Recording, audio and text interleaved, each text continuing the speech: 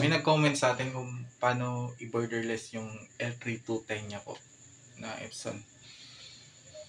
Salamat po sa pag-comment po, ma'am.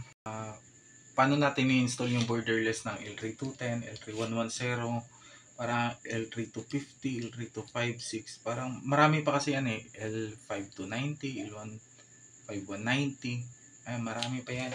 Try nyo lang kung compatible ba, try nyo lang.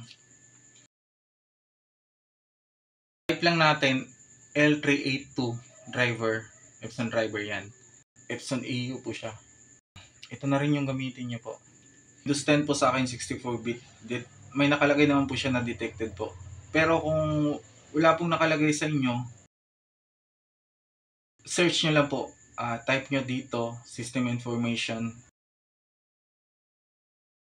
Windows 10 times 64-bit post drivers. Click nyo lang yan. Hanapin nyo yung driver. Yan, tapos download.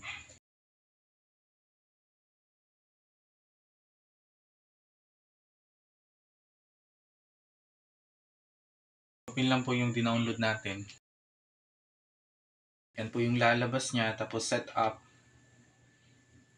Tapos set as default printer. I-uncheck ko lang po yan.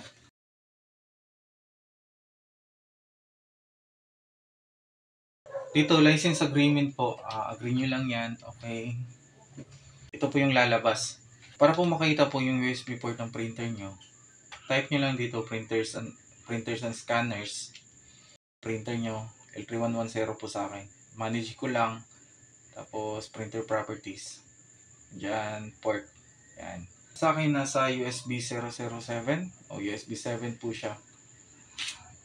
So dito, kapag hindi pa po naka-on yung printer nyo, hindi pa po yan madidetect dito.